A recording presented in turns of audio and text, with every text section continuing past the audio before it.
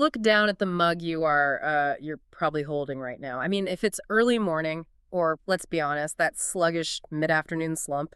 Oh yeah, the Tuesday afternoon wall. Right, exactly. There is a very good chance you are staring into a cup of coffee, and it's warm, it smells great, and to most of us, it is just entirely mundane. It's just a tool. Yeah, you probably didn't think twice about brewing it or buying it on your way to work, but 400 years ago, drinking that exact same dark liquid could have actually gotten you executed by the state. Which is just wild to wrap your head around today. It really is. That completely ordinary beverage in your hand sparked political revolutions, funded global empires, and literally built the architecture of the modern world. It really is hiding in plain sight. I mean, we view a cup of coffee as a utility, Right. just a way to get through the day. But historically, it is a massive catalyst. And that is our mission for today's deep dive. We are tracing the absolutely epic journey of coffee, and we're pulling insights from this massive stack of sources. Some really fantastic research in here. Definitely. We've got historical deep dives like Ralph S. Haddock's Coffee and Coffee Houses and Mark Pendergast's Uncommon Grounds. And we are pairing those with supply chain data from the International Coffee Organization and the World Atlas of Coffee. Right, because you really need both the history and the data to see the full picture. Exactly. So we are following the simple red berry from its discovery in the mountains of Africa through the bustling centers of the Ottoman Empire, all the way to its total conquest of the globe.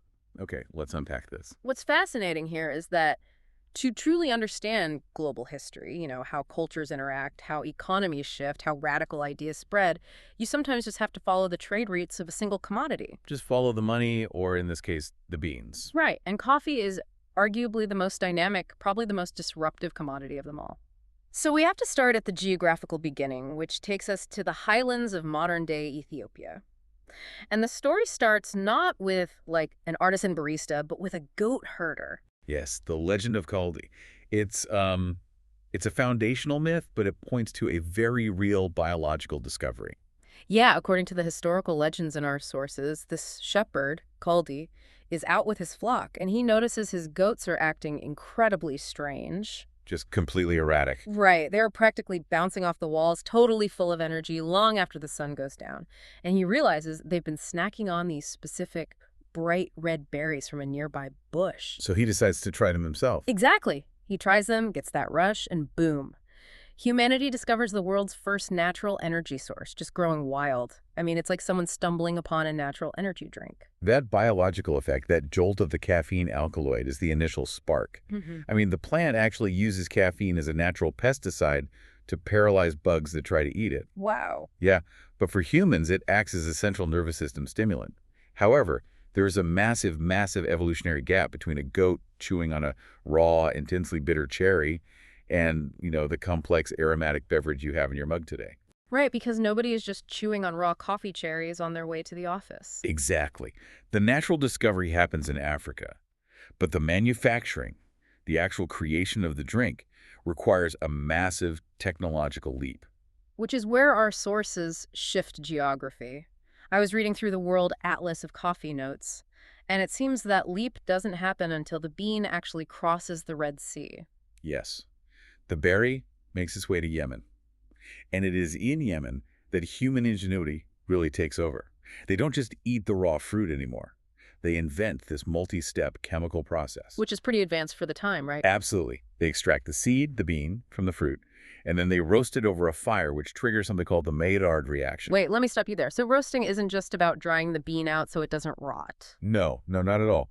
The Maillard reaction is a chemical reaction between amino acids and reducing sugars. It's what browns a steak when you sear it, or bakes bread. Yeah, when applied to the coffee bean, it completely alters the cellular structure. It breaks down long-chain carbohydrates and unlocks over 1,000 different complex aromatic compounds. That is incredible. It really is. It turns a dense, grassy seed into a brittle, porous sponge. And then they grind it down to increase the surface area and extract those compounds using near boiling water. So it's like caramelizing an onion, but on a microscopic, highly caffeinated scale. That is a great way to put it. They essentially invented the chemical extraction process we still use every single morning in our drip machines. They absolutely did. And the port city of Mocha in Yemen becomes the absolute epicenter for this new technology.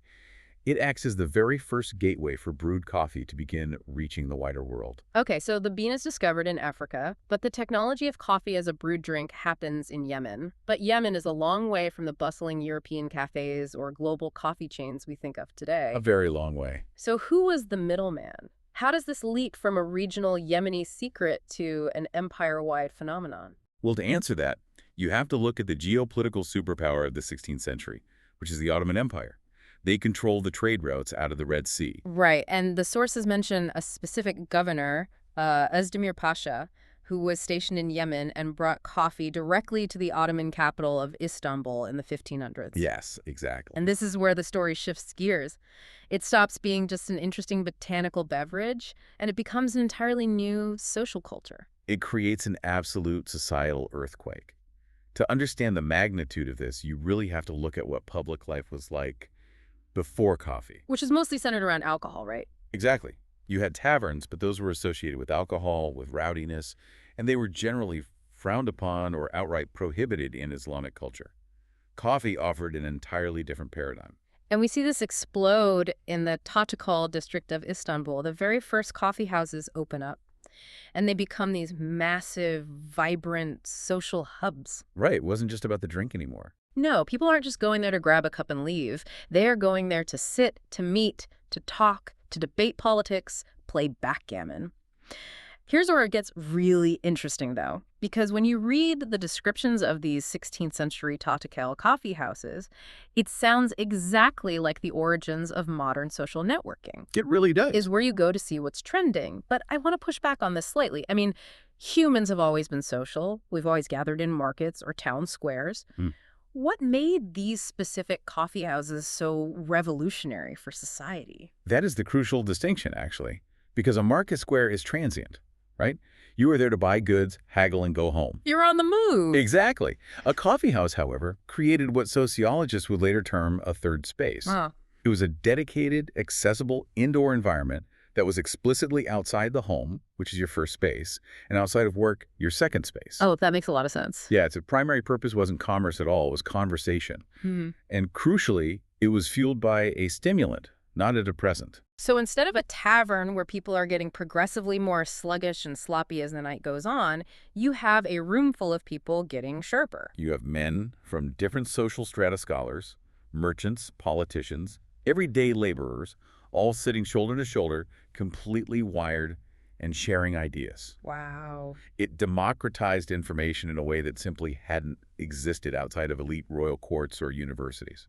But history shows us that whenever you democratize information and everyday citizens start talking to each other while wide awake, The people in power get very uncomfortable, yes, the people in charge tend to get very, very nervous. because what are sharp, wide-awake people talking about when they gather for hours on end? They're complaining about the boss. Exactly. They are talking about the government. They are debating foreign policies, complaining about taxation, and potentially organizing dissent. The state quickly realizes that the coffee house is the ultimate incubator for political unrest. Which perfectly explains the reaction of Sultan Murad IV in the 17th century. The Ottoman government looks at these incredibly popular, vibrant coffee houses, and they don't see a great cultural achievement. No, they see a threat. They see a massive, flashing red threat to their authority. So Sultan Murad IV drops the hammer.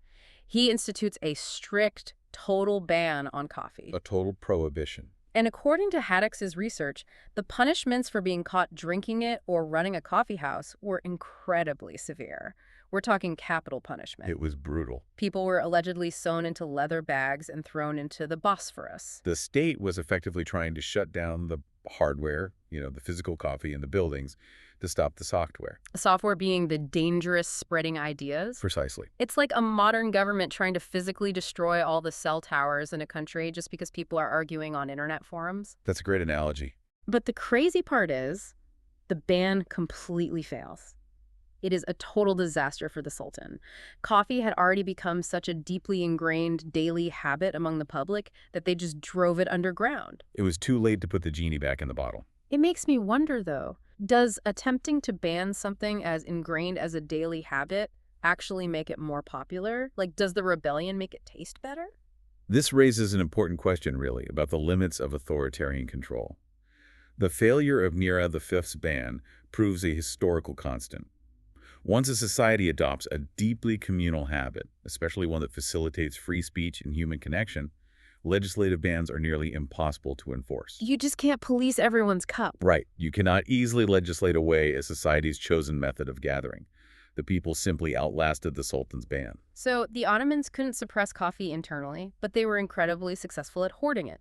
They guarded the beans fiercely to maintain their economic monopoly. They knew exactly how valuable it was. But you can't build a massive empire that borders a thirsty Europe without some of those beans leaking across the borders. And the natural bridge between the Ottoman Empire and Western Europe was the great maritime trading power of the era, which was Venice. Ah, the Venetian merchants. Exactly.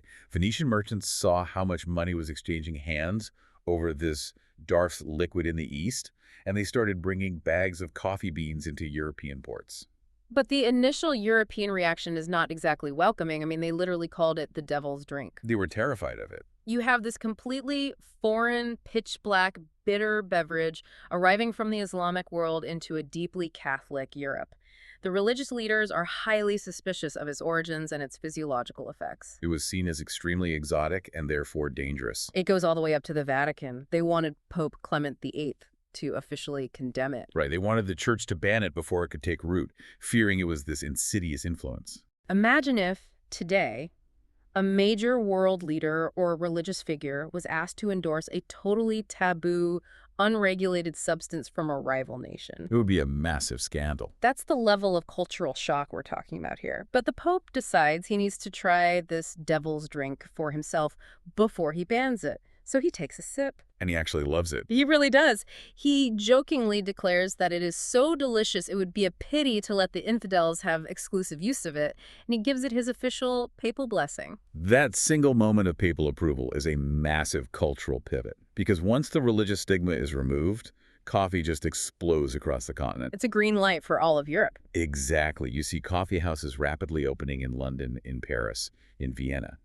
And we have to look at the biological mechanism of why it took over Europe so quickly. Oh, this is fascinating. Because before coffee and tea arrive, the water in European cities was largely unsafe to drink. So what were they drinking instead? Weak beer and wine. Yes. All day long. From breakfast all the way to dinner. Wait, really? Yes. The average European population was essentially mildly intoxicated most of the time. Because the fermentation process of alcohol made the liquid safe to consume without getting, cholera or something. Precisely. But brewing coffee requires boiling water, which also kills the pathogens. Oh, wow. So they finally had a safe alternative. Yes. Suddenly, Europeans are replacing a daily depressant with a daily stimulant. They literally sobered up. The productivity and clarity of thought just skyrocketed. That is a massive historical aha moment. No wonder it fueled the Enlightenment. I mean, you literally go from a continent that's tipsy by noon to one that is highly caffeinated. It changes everything. In London, the dynamic becomes so intense that these coffee houses earn a highly specific nickname. They're called penny universities. It perfectly encapsulates the environment. I mean, it wasn't just a cafe, it was an analog internet. I love that metaphor. So what does this all mean? For a penny, you basically bought bandwidth. You paid your entrance fee, you got your dish of coffee, and you could sit there all day. And just listen. Yeah, the guy next to you might be reading a new political pamphlet out loud, while a scientist across the room is debating a physics theory. You are sitting next to Isaac Newton, Voltaire, or Rousseau. For a penny, you got the caffeine and the syllabus. It was an incredible societal equalizer. It didn't matter what your formal education was or what your aristocratic title was. If you had a penny, you had a seat at the table of the Enlightenment. Information flowed horizontally instead of vertically from the crown down. But, peaceful trade and intellectual curiosity weren't the only vectors spreading coffee across the map. Sometimes the spread was driven by violent conflict. That's very true. The Ottomans were constantly pushing against European borders, which brings us to the year 1683, and honestly, one of my favorite stories from this source stack. The Second Siege of Vienna. The Ottoman army has laid an absolutely massive siege to the city of Vienna. It is a brutal, protracted conflict, but ultimately the Ottoman forces are flanked and forced to retreat in a massive hurry. They had to leave everything behind. Right. And when an army of that size retreats, they abandon their supply lines. They leave behind their tents, their animals, and massive sacks of mysterious green beans. The Viennese forces secure the camps, they find these sacks, and supposedly have absolutely no idea what they're looking at. They actually think it's camel feed. Right. They were ready to just burn it or throw it in the river. But according to the legend, a man named Georg Franz Kolszycki, a Polish diplomat and spy who had lived among the Ottomans and knew their customs steps up. You knew exactly what it was. He claims these sacks of camel feed as his military reward, roasts them up, and opens Vienna's very first coffee house, adding milk and sugar to appeal to European palates. We do have to carefully separate the myth from the mechanism here, though. Good point. What do the sources say? Well, historians in our source materials point out that the exact tale of Kolszycki being the sole founder is partly romanticized legend. There were Armenian merchants who actually opened the very first cafes in Vienna around the exact same time. Okay, so it was a bit of a collective effort. Right. But the underlying historical truth of that moment is undeniable. War acted as an inadvertent cultural bridge. The famous, incredibly refined Viennese coffee culture, with its grand cafes, intellectual circles, and pastries, was born directly out of the ashes of that Ottoman siege. It's just a wild irony. So essentially, a brutal military conflict inadvertently kickstarted one of the most famous, sophisticated cafe cultures in the world. Talk about the ultimate battlefield souvenir. Truly. But as Europe becomes totally addicted to this new intellectual fuel, they run into a massive structural wall. The supply chain. Exactly. The Ottomans still control the port of Mocha. They completely control the global supply of coffee beans. And European empires, the Dutch, the French, the British, they do not like paying someone else's monopoly prices. Nobody does. And to maintain their monopoly, the Ottoman had a very strict policy. No fertile coffee beans could leave Yemen. So they would kill the seed first. Exactly. They would partially boil or roast the beans before exporting them to ensure they couldn't be planted anywhere else. If Europe wanted to control their own destiny, they had to commit botanical espionage. They had to steal the live plants. They did. Dutch spies actually managed to smuggle live coffee clippings out of Mocha. But, you can't just plant coffee in Amsterdam. It requires a very specific climate. The bean belt around the equator. Right. And the European powers realized they had recently conquered colonial territories, perfectly situated in this exact climate zone. So the Dutch take the stolen plants to their colonies in Java, Indonesia. The French take them to the Caribbean.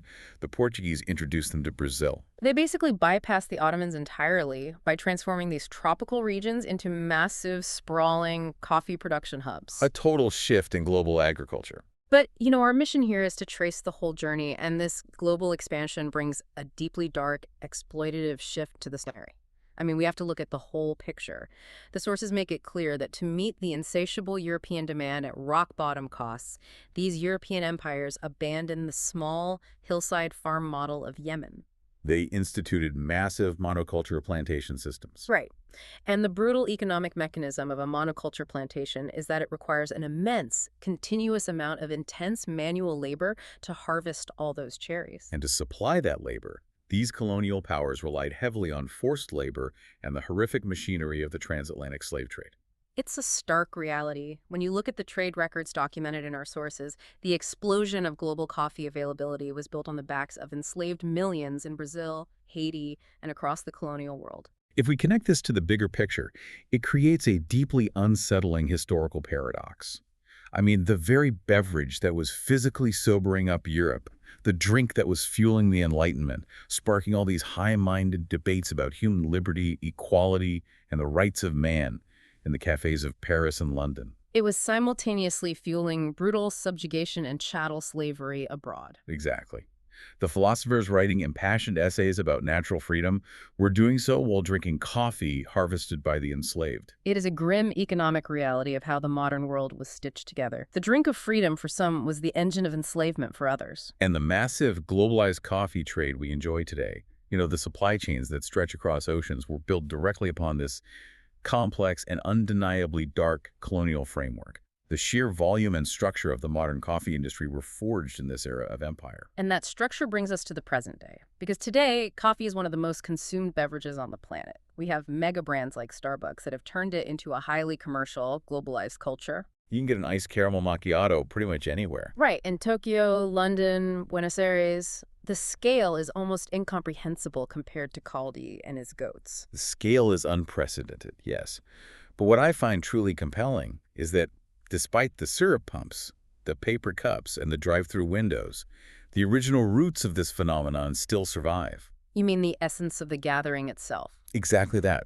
If you sit down for a cup of traditional Ottoman or Turkish coffee today, Yeah. you are participating in a ritual that has remained functionally unchanged for centuries. The slow brewing process. Yes, the unfiltered, intense brew, the careful preparation in a small copper pot, the deliberate focus on slowing down and actually conversing with the person sitting across from you. That is the unbroken thread. The entire history of the world, from the mountains of Yemen to the sieges of Europe, is basically summarized in that one small, potent cup. So next time you're holding your morning coffee, take a second, look down at it, and think about the sheer weight of history swirling around in that mug. It's a lot more than just a morning pick-me-up. It really is. It isn't just caffeine. It is a botanical anomaly born in Africa. It became a culture-defining third space in the Ottoman Empire. It sobered up Europe and sparked the Enlightenment. And it quite literally redrew the global map through botanical espionage and colonial expansion. We've seen how 16th century coffee houses sparked political revolutions and how they became penny universities, simply by forcing people from all walks of life to sit face-to-face and debate ideas. It changed how humans interact. It did. And it raises an important question for you to consider long after your cup is empty.